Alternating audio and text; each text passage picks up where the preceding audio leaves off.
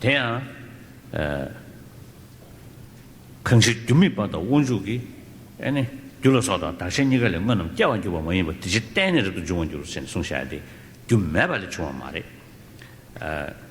지금 거법이 좋은 말이 지소대团的中文말이 다를 깨와의 말이 샹을 깨와의 말이 니걸 깨와의 말이 어느 거래에서는 땡진 대부분 중원장 땡 두모 척배 땡네 아니 중대버치리스.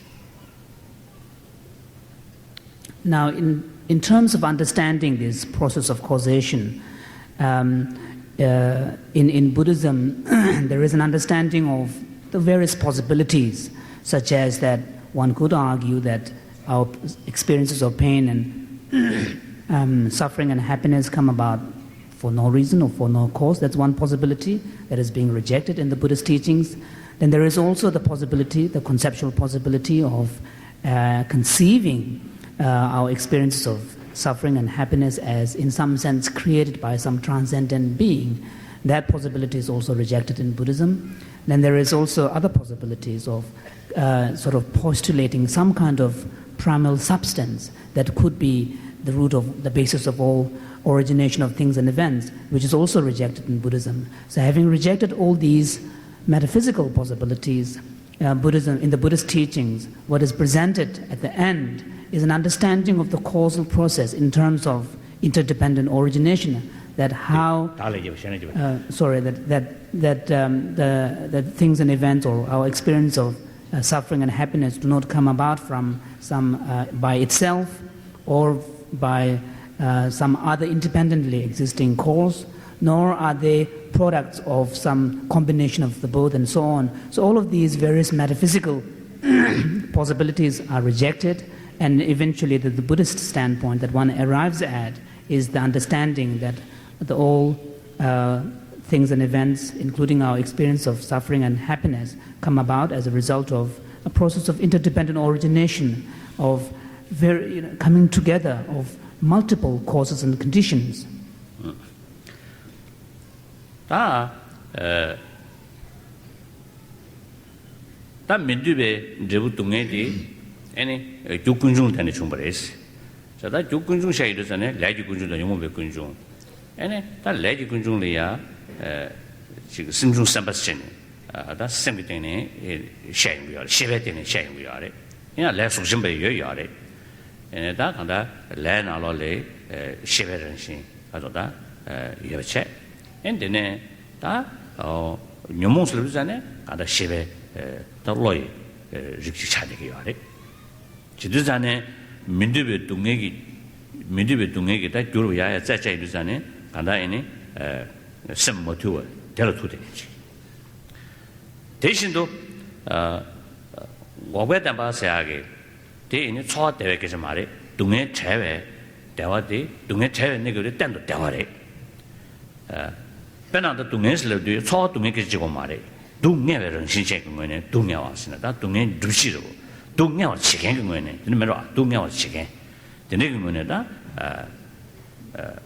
디 동해와 슬로 소연하면은 동해슬로는 초 동해체 다 사제기 초 대화디디 사제기 대화디디 다 뒤에 동해세니 간다 초체 다들은 누시기 동해슬도 란인이 샤완제 디다 동해 누시니 차와인도잖아요 대니 동해런 시리즈네 어다 디숨비야 자 드레이브 인도잖아요 아다 동해 빵배 차와스 돼야지 초대에 그지고면 매체 봐 간다이니 동해와 지겐디 때네 그게 다손 냠부터 기바 매바손 되더라 이니 대화를 지니 봐 나한테 대화를 봐 근데디게 이니 근데디다 두질 샤니 디 두지디 오래 근데디다 제외 연된 뒤에 분배된 게 부모랑식이 동안 쌓아놓고 근데 그때는 제외 연대 샤 요말이 간다이니 심규 강라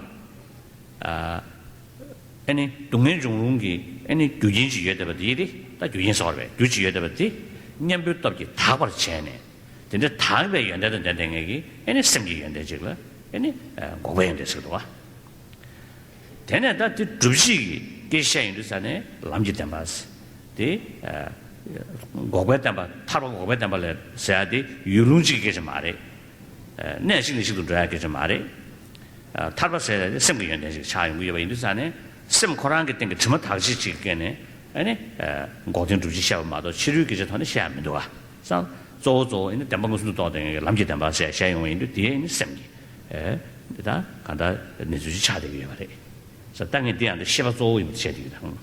So now if we look at the teachings on the Four Noble Truths carefully with deeper analysis, the principal point that we find being made there is the primary importance of the role of consciousness or mind that plays in determining our experiences of suffering and happiness. For example, when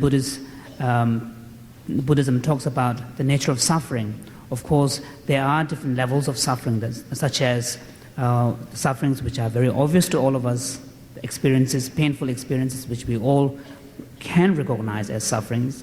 Then there is also a second level of suffering which, in ordinary terms, we identify them as pleasurable sensations, but in reality they are also suffering because they have the seed of dissatisfaction within themselves. And then there is a third level of suffering, which in the Buddhist terminology is called the pervasive suffering of conditioning. So in one sense, one can say that this third level of conditioning is the mere fact of our existence as unenlightened beings, which are subject to the negative emotions, thoughts, and karmic actions. So that very existence of being bonded to negative emotions and karma is in fact a suffering or a source of dissatisfaction.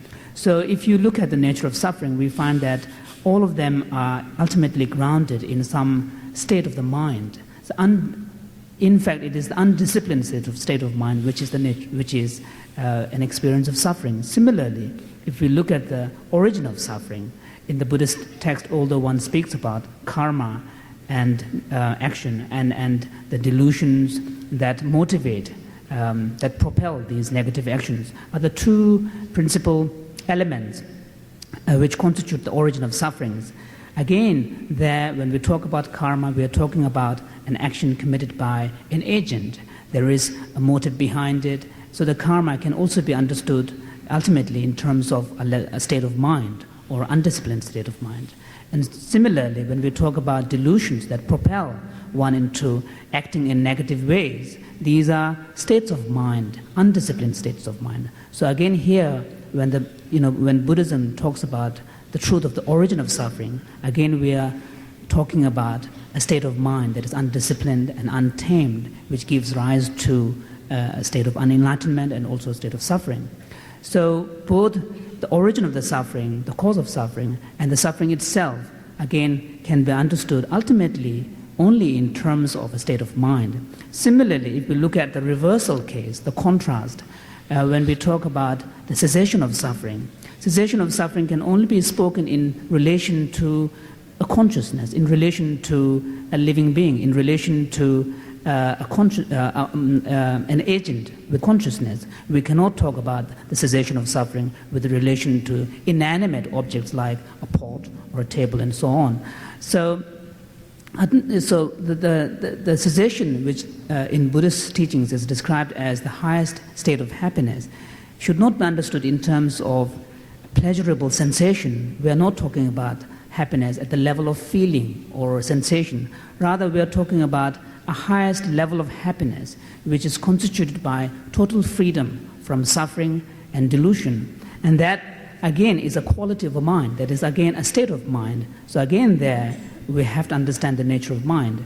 Similarly, when we talk about the truth of the path that leads to cessation, again, when we talk about path, we are talking about various levels of mind, various levels of realization. So ultimately, in order to understand the Four Noble Truths, one has to understand the primary role mind or consciousness plays in determining our experience of suffering and pain. Kunjungi ene neji tukden de juji tukden rudande any Umujuganaloria, Simni Gini, Simjen Jigdentang, Nujik Shino Nazo, good Chen. Any Sim Casotapage, Nyombe Shawan Sony, or the negative any Nujik, the Jujik in the child regard this. So the way the actual procedure or the process in which mind creates this our unenlightened existence, the mind creates our suffering, and the unenlightened existence that we live in, we find in Chantakirti's Guide to the Middle Way a statement that how mind, an undisciplined state of mind, give rise to delusions which propel the individual into action, negative actions, which then create the negative environment in which the person lives. But young death is saying, do young death any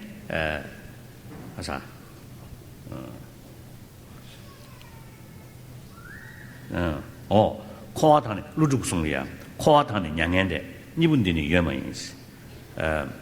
Any that is the young out today. Kanda any choir and shin shepherd, any young dead is actually. So then the core the young death in Jalo, any that kind of Dungas the idea, Ransingi, any young start of this. Any Dungeti Bangbe, Dungeti chair negative, Casolbe, Ransin young start of this. So the neighbor in Dusane, any Yang Young this daddy, choir Ransin, young start, but choir Ransin young star, Yang Ransin young star, you would cheaper, the neighbor in Dusane, any kind of Tabatabas daddy, choir Ransin, any money don't the shave a ton, the Monduna, and Tatabas. So, when trying to understand the nature of nirvana or freedom, that nirvana or the freedom that Buddhism talks about, we can look at a passage in Nagarjuna's Fundamentals of the Middle Way, where he equates, in some sense, unenlightened existence, samsara, and nirvana, the enlightened existence, where the point he's making is that we should not have the impression that, in some sense, there is some kind of intrinsic nature or intrinsic being to our existence, unenlightened existence or unenlightened existence. From the point of view of emptiness, they are both equally devoid of any intrinsic reality or intrinsic being. So what differentiates an unenlightened state from an enlightened state is the knowledge and the experience of that. So the knowledge and experience of the emptiness of samsara is